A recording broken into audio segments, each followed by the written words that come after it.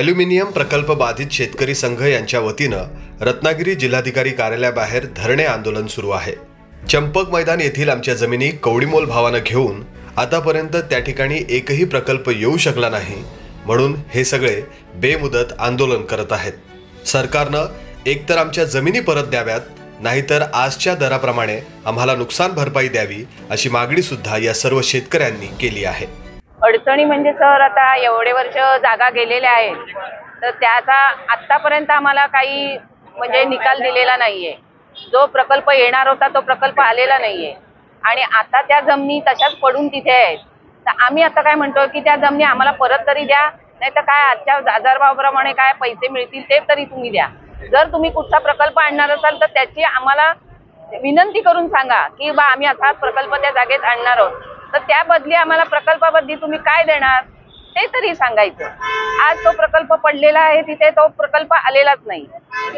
उद्योग येतील आणि उद्योगामुळे नोकऱ्या निर्माण होतील, लोकांचा पोटापाण्याचा प्रश्न सुटेल, हा हेतू होता सरकारचा किंवा लोकांचा, पण तरी सरकारने त्याच्याकडे दुर्लक्ष केलं आणि आज ही जागा ती पडीक आहे। बंधूंनो, त्या जागेचा दुरुपयोग सरकार करते आणि सरकारने त्या ठिकाणी भांडवलदारांना ती जमिनी विकून भांडवलदारांचे टुमदार बंगले बांधले। तिथं काही ठिकाणी काही ग्रामपंचायती तर डम्पिंग ग्राउंडसारखा तिथं वापर करते आणि ही सगळी फसवणूक आहे, तिथल्या स्थानिक लोकांची फसवणूक आहे आणि त्याचा निषेध करण्यासाठी आणि आम्हाला आमच्या ज्या जमिनी कवडी मोलानं तुम्ही घेतल्यात त्या कवडी मोलाचा विचार करून आम्हाला आमच्या जमिनी तर परत करा, अन्यथा आम्हाला आत्ताचा बाजारभावाप्रमाणे आम्हाला त्याचा मोबदला द्या, या मागणीसाठी आम्ही इथं बसलेलो आहोत आणि त्यासाठी आम्ही सगळे शेतकरी इथं बेमुदत बसणार आहोत। भाजपाचे माजी आमदार आणि स्थानिक नेते बाळ माने हे सुद्धा या शेतकऱ्यांची भेट घेण्यासाठी या ठिकाणी आले होते। त्यांनी या निमित्तानं सरकारला या सर्व लोकांच्या अडचणी सोडवण्याचं आवाहन केलं आहे। तुम्ही काय वेगळं काय मागता याच्यातला भाग नाही आहे। जे तुमचं हक्काचं होतं, जी तुमची जमीन होती ती कवडी मोलानं या MIDCच्या तत्कालीन विभागाने घेतलेली आहे आणि चर्चा करून हा प्रश्न सुटू शकतो असं मला वाटतं।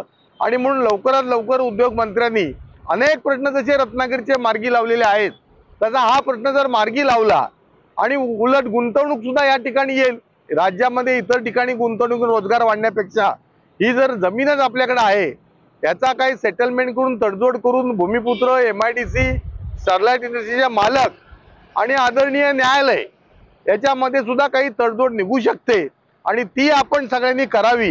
याच्याकरता हे धरणे आंदोलन अधिकाधिक आपण तीव्र करूया, त्याच्याकरता माझं नक्की तुम्हाला सगळ्यांना पाठबळ असेल आणि मला आशा आणि विश्वास आहे की आपले लाडके उद्योग मंत्री अधिवेशनाच्या गडबडीतून आल्यानंतर आपल्याकरता वेळ देतील।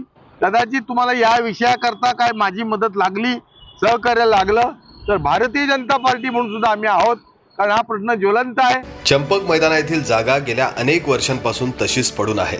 या जागेसंदर्भात सध्या न्यायालयीन लढाई सुरू आहे। या जागेवर कंपनी येते की शेतकऱ्यांच्या मागण्या मान्य होतात, हे येत्या काही दिवसात स्पष्ट होईल। जमीर खलफेसह मुश्ताक खान, माय कोकण, रत्नागिरी। माय कोकण सबस्क्राइब करण्यासाठी लाल बटनवर क्लिक करा आणि त्यानंतर येणाऱ्या बेल आयकॉनवर क्लिक करून सर्व अपडेट्स आपल्या मोबाईलवर मिळवा।